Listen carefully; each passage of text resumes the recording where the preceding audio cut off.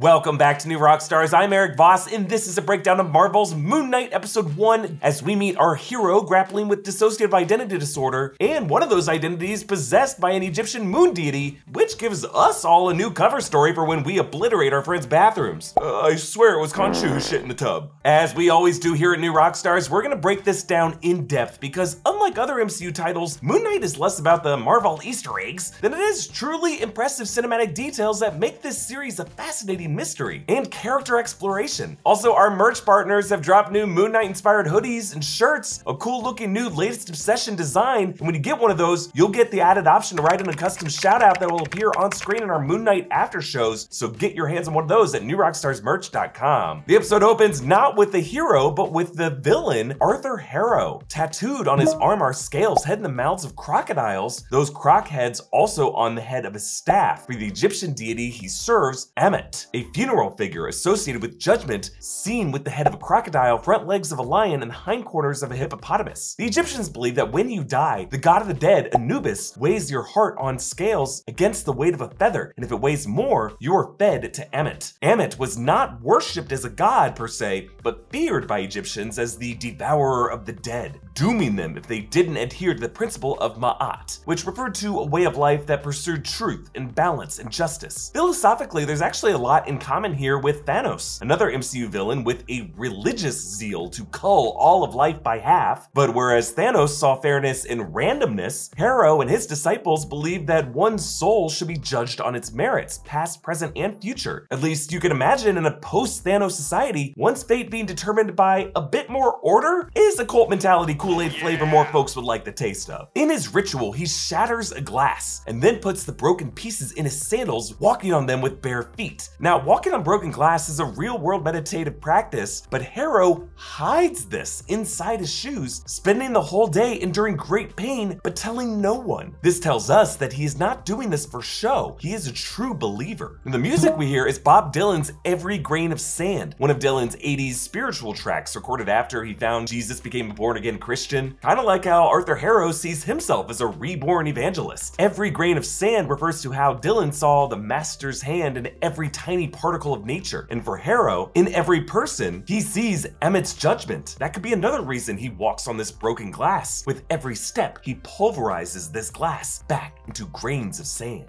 Because that's what glass is. It's sand when it's superheated. The Marvel Studios title card has been updated so that now our new friends, the Eternals, can be seen on the inside of the R behind Rocket. And by the way, they put Rocket back where Peter Parker was in the No Way Home title card because Peter can only appear in live action titles that Sony approves of. And by approves of, I mean get some money to pay for their poopy vampire movies. And suddenly the music changes from Bob Dylan to Engelbert Humperdinck's A Man Without Love, which is about a man who wakes up every day realizing he's alone. The first line actually juxtaposes Steven's inability to remember his past love, Layla, and the third line reflects how Moonlight now shows him the way via his new soulmate, one that he is not yet aware of, Khonshu, the Egyptian moon deity. And we meet Stephen Grant. Now in the comics, Stephen Grant is actually the second identity of Mark Spector. Mark is really the main figure, the badass mercenary that we start with, and Stephen is a new identity he adopts, that of an elite billionaire. But I assume this series changed Stephen to this awkward museum employee to avoid the Batman Bruce Wayne comparisons, because when Moon Knight first came out in the Marvel comics, a lot of people considered him Marvel's Batman. Now behind Stephen's bed as he awakes are a number of texts on world history and architecture, ancient Egypt, etc. These books hovering over his head as he sleeps reflect how his dreams, or what he thinks are his dreams, take him back to that world. Now in the foreground, you can see his Rubik's Cube completed, which is interesting because while trying to stay awake, Stephen intentionally fiddles with it and tosses it, never finishing it, suggesting that when the Mark identity takes over, he might go ahead and solve the Rubik's Cube. We see how he strapped his leg to the bed and surrounded himself with sand, all as a kind of sleepwalking security measure. But his first real step forward of the day is his bare foot on sand, which the camera lingers on, showing he is more connected to the sands of Egypt than Harrow, whose first step of his day is on larger chunks of glass. His goldfish Gus has only one working fin, like Nemo, a comparison the pet store owner later invokes. But with one working fin, this poor guy is literally swimming in circles just like Stephen is. And you can see at the bottom of the fish tank is lined with a pyramid, King Tut's head, an Egyptian obelisk, and a sunken boat. He talks to his mother on the phone, probably talking to no one.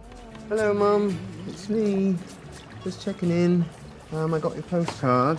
Putting it up on Gus's tank now. Now, assuming Steven's mother doesn't really exist, is he sending himself these postcards? Is Mark sending them to Steven to help keep him in that dormant routine? Later on in the gift shop, we do see a rack of postcards, so perhaps this is where he's getting the postcards that he is mailing to himself. He says goodbye to his mom by saying, Anyway, sorry I missed you, Mum. I'll try again tomorrow. Laters, gators. yes, crocodiles are different from alligators. We talked about this in Loki, but it will be later that he faces this taxonomic order of reptiles. But also, this all poses the question, if Stephen Grant is just another identity of Mark Spector, who does Stephen think he is talking on the phone to? Is he just leaving voicemails with a random number? Is there a voice inbox that Mark Spector set up to help Stephen along with this charade? It's just interesting how all of Stephen's closest relationships are people who cannot talk back to him, like the street performer Crawley. Now behind that bus is a building marked Atlantis Island, maybe a nod to Marvel's Atlantis, home of Namor, or maybe just another building called Atlantis. They actually shot all of the London exteriors in Budapest. So later when we see what's supposed to be London's National Museum of Art, the architecture is actually that of Budapest's Museum of Fine Arts. They used VFX to swap out the Hungarian for English. And this museum is first shown in the reflection of a puddle that Stephen steps through. Reflections and mirrored surfaces is a recurring motif in this series, all a way of showing how Stephen connects with his other identities. Stephen catches a girl stuffing her gum in a mini pyramid of Giza. It's not like there's anything in there. Yeah, maybe not. But in there, something wicked. A line foreshadowing in two ways. Of course, the wicked jackal that Stephen will flee in this museum later, but also trailer footage suggests that Stephen or Mark will explore the Great Pyramids of Giza and they might find something inside of them. Also, something wicked is a quote from Shakespeare's Macbeth, the witches who say, "By the pricking of my tongue, something wicked this way comes." In the play, the witches are foreseeing a monster of their own making, Macbeth, just like how for Stephen, the hero of this story, the monster is currently inside of him. He explains the Egyptian burial ritual and how their hearts were judged, and the girl responds with, And did it suck for you? Getting rejected from the field of reeds? Well, that don't make sense, because I'm not dead, am I? Stevie. Am I? Yeah, I love that second "am I?" that Oscar Isaac sneaks in, showing how this girl triggered his recent lapses with reality. Even now, he doesn't know if he's alive or dead. Also, weird question for that girl to ask. I don't trust that kid. Later, while doing inventory with Donna, he hands her the stuffed hippos, then moves to a box containing the stuffed lions and the stuffed crocodiles. Together, these three are the anatomical components of Emmet. He points to a flaw on the poster. The Ennead, you know, like the super group of Egyptian gods, you know, you got Horus, Osiris, Tefnut, Shu. Stop. There's been a major blunder because they've got 7 gods here and the Ennead has 9. Now, he is correct that the Ennead of Egyptian mythology has 9 members. The sun god Atum, his children Shu and Tefnut, their children Geb and Nut, and then their children Osiris, Isis, and Set and Nephthys. And then sometimes the Ennead includes Horus, son of Osiris and Isis. But this poster also lists Hathor, the sky goddess, who is not usually listed among the Ennead, despite being a very important deity who, we should note, mates with Khonshu, the moon deity, to enable creation. But based on promo material, we will likely see the 9 members of the Ennead in their human avatars later this season. Stephen chats with his gold-painted street performer, listed in the credits as Crawley. Now in the comics, Bertrand Crawley is a homeless man in New York who serves as an informant to Moon Knight. He walks around posing as a British aristocrat. We get another awesome puddle mirror here as Stephen says goodbye to Crawley. What we initially think is right side up is actually upside down when a leaf drops on the puddle on the top half of the frame. As Stephen tries to stay awake, in his textbook there's a mention of the Great Rift, gods turn away from man, which feels like it's setting up this show's mythology with Khonshu and the 9 Ennead members' relationship to mankind. We're essentially adding a new layer to the MCU plan of implying all gods of human society from the history we know are interwoven with the Marvel mythology, as we saw with the Asgardians' connections with Norse mythology and the Eternals' connections with all other forms of mythology. We have yet to see how the Christian religion ties into all of that, but my friends, Mephisto is coming. But if this textbook is supposed to be showing the familial lineage of the Ennead, even if it's going youngest to oldest, it does seem a bit out of order. It's just a bit odd to list Osiris first, whatever order you would go in. But remember, all of this is through the eyes of Stephen, who's certainly knowledgeable about Egyptian mythology, but he does have an unstable mind. He is an unreliable narrator, a point of view character through whom we are not seeing objective reality necessarily. So who knows how much of this presented reality is actually actually real, and how much of it is going to be revealed as a fantasy at some point. He tosses up his Rubik's Cube and he suddenly finds himself face down, jaw dislocated in the hills beside an alpine village. This is actually shot in Slovenia. So apparently when Steven fell asleep, Mark Spector took over, went to the Alps to steal the scarab from this castle, then leapt out the window, and Steven woke up on the ground. A voice speaks to him. Go back to sleep, worm. Yes, this is F. Murray Abraham as Khonshu. Interesting that he calls Steven the worm, as if Steven is the invasive critter that does not belong inside the mind. Khonshu, of course, the Egyptian moon deity, possessed Mark Spector, choosing him as his avatar, giving Mark supernatural powers, but he has less control over Mark's Steven identity. In his pocket, he finds a golden scarab with Egyptian hieroglyphics. You can actually see a closer look at these in the closing credits of the episode. We did our best to translate these, but they do contain a mix of known alphabet symbols and then other unknown ones. The right and the left halves of the scarab are mirrored, so if you look at the dividing line in the middle and go to the column to the right of that, at the top of that, that is a reed, which translates to either an E or an I beside a seated figure. Beneath that, there's a scarab shape, then the open mouth, that's an R, then another I beside a different seated figure, then a pair of figures. The column to the right of that is topped with the quail chick that represents the U or the W, followed by another I. Beneath that, the vulture, that's an A, and then a figure I don't recognize that looks like either a boat or maybe an oil lamp, and then the horned viper that represents F, and then another figure I don't recognize. I'm gonna keep working on this, folks, but all you Egyptologists out there, hit me up. This series has been described as Indiana Jones meets Fight Club, and already you're seeing the parallels there, of course, especially Indiana Jones' The Last Crusade, which had a whole set piece in a Germanic castle. But by sticking with one man's point of view, his consciousness suddenly switching into a totally different context is something that we've seen actually in Christopher Nolan's Memento, which is also told in a non-linear narrative structure that reflected the mind of the protagonist who suffered from short-term memory loss. It resulted in him finding himself in intense moments with no knowledge of how he got there. Similarly, the FX series Legion, which actually follows the Marvel mutant of David Haller, also explores the intersection of superpowers with mental health struggles and leaves the viewer never quite sure of what is real or not. Now, we've been talking a lot about ancient Egyptian artifacts and tombs that teach us a lot about how people lived thousands of years ago. Well, right now, today, we bury a ton of electronics in landfills that will only teach future generations that we didn't really understand the real nastiness of e-waste. When you throw electronics away, they become e-waste, which represents almost 70% of the global toxic waste output. A great way to keep toxic e-waste out of landfills is by purchasing renewed electronics, and our friends at Back Market have built an amazing marketplace that offers expertly renewed smartphones, laptops, and other tech for a fraction of the normal cost. I've been addicted to this awesome 2020 rose gold iPad Air that I got from Back Market, and I love it. It looks brand new, it costs way less than buying new, and it didn't turn into e-waste. That's a pretty great tablet, folks. And look at me now, I get to play my bird games on it. I'm living my best life here, helping this planet live its best life in my own small way. And every purchase comes with a 1-year warranty, 30 days to change your mind, and free standard shipping. Plus, with Back Market's new buyback program, you can also sell your old tech for cash. Buying a refurbished smartphone prevents 175 pounds of carbon emissions. That's an Oscar Isaac of saved carbon emissions. I think he's a short guy. So use the code ROCKSTAR and save $20 on your first purchase of expertly renewed tech. Break up with new tech and find your next device at backmarket.com. That's Back Market and not Black Market. And thanks again to Back Market for sponsoring this video. Interesting how in this scene all the shooters speak to each other in English. What are you doing? He's heading for the village. Just a little indicator that these men in their matching clothes are likely not native to this alpine town, but rather, like many cults in the real world, move to these places to just kind of like take the town over with their interesting Rajneeshny outfits. Steven pulls a Harrison Ford fugitive maneuver by joining the procession with some headgear to blend in. In this case, it's his white hoodie, white being the color of Moon Knight's wardrobe. Arthur Harrow parts the crowd, showing his long blown out hair. Now, Harrow in the comics is really a one-off villain from one issue in 1985, a guy with a half-paralyzed face carrying out some Nazi experiments in Mexico. Really, I think this guy's gonna have a deeper identity that gets revealed later in the series. Ethan Hawke said his version of the character is based on David Koresh, leader of the Christian cult, the Branch Davidians in Waco, Texas. One follower submits himself for judgment. I judge you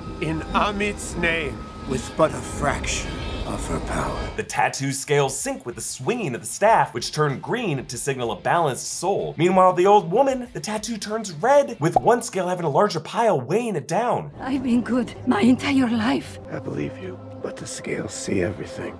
Perhaps it's something that lies ahead. And so he drains her life force, leaving her skin gray. So Emmett judges her by the sins she will commit in the future. And unless this is all bullshit, and let's be honest, it might be, this would be another example of destiny existing in the MCU. Something described in various ways by the Ancient One and He Who Remains in Loki. Like the TVA pruning young Sylvie, this woman is being punished for future violations. Both of these systems of justice cruelly denying the possibility of a multiverse where people can make infinitely different choices. Khonshu refuses to let Steven hand over the scarab. Kudos to Oscar Isaac for his physical work here, the way he can divorce his head and his facial expressions from the rest of his body. And then when he marches away from Harrow, he takes these big dramatic steps, similar to the big strides the towering Khonshu himself would take. As they pry the scarab from him, Steven flickers in and out of consciousness, coming to with blood on his face and fist. Just that amount of blood on the scarab in his palm is some of the gruesomest we've ever seen the MCU get, as it implies he may have had to rip off a few fingers to get that scarab out of their hands. He flees in a cupcake delivery van that plays Wham's Wake Me Up, another cry for help as Steven wishes to be woken up from this nightmare. The fact that this is playing on the radio, maybe just a bit of an ironic joke, or just like an interesting coincidence that one might see in a dream. Steven Grant wakes up for this thinking it's a dream, but as we find out later, it's not a dream. So why did such an ironic song play during it then? I just love how this show blurs the lines for what seems real and what seems fantasy. As he struggles against his pursuers, he flashes forward again and now finds the gun in his hand, the windshield blown out, the gunshot shattered the side window, and one of those pursuing cars flipping. I love how this whole scene plays out like a classic car chase, with one person steering, one person shooting, but with one man doing everything and only seeing half of it. Think how terrifying that would be. A logging truck overturns and he swerves around it, two more trucks wedge around him, and then Mark takes over again.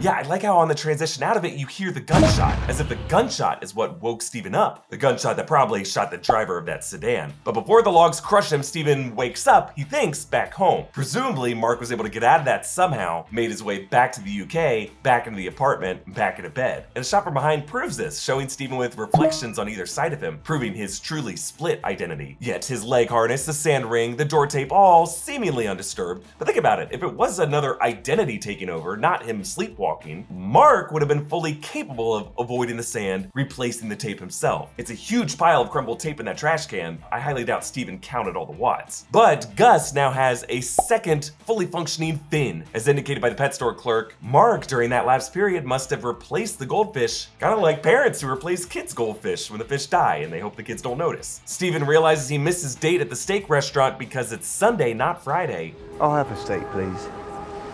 Sure. What cut would you like? I'll have the best bit of the steak. That's the bit that I want. Center cut's fillet. And how'd you like that? Good. Yeah, very good. Very good. Yeah. I'll put you for well done. Oh, okay. All right. Yeah. That sounds delicious.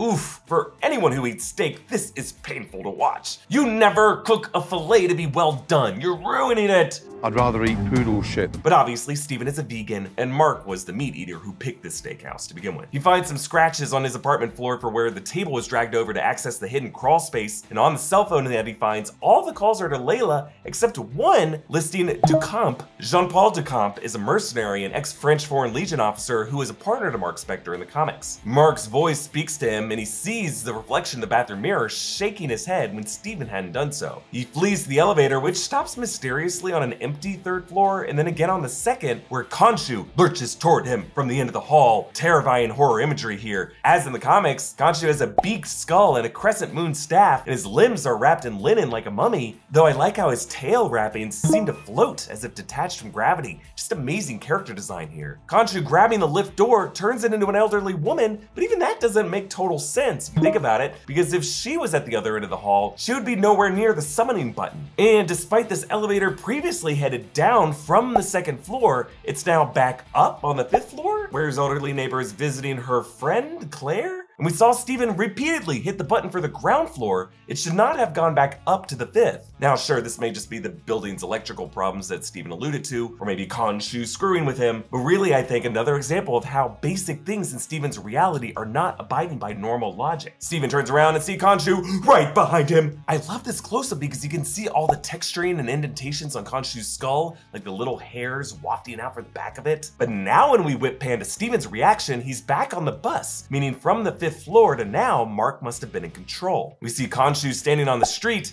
but he disappears when the lamppost crosses frame. On his bus, Steven realizes as he hops off, Harrow was on that bus. So either Mark was pursuing, or more likely being pursued by Arthur Harrow before Steven regained control. Harrow and his followers corner Steven at the museum.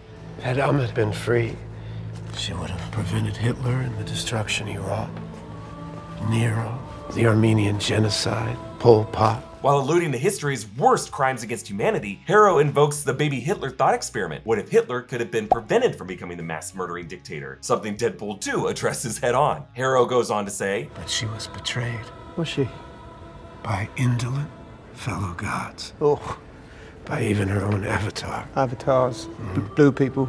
Love that film. By Avatar. You mean that? What I mean. Anime. Yeah, Steven references both James Cameron's Avatar and Avatar: The Last Airbender, but also setting up the mystery of who Emmett's original Avatar was and why they betrayed Emmett. Perhaps influences from the Eternals, or maybe Pharaoh Rama-Tut, aka Kang the Conqueror, who also judges people by their futures. When Harrow tries to assess Steven's soul, Emmett's scales never settle. There's chaos in you.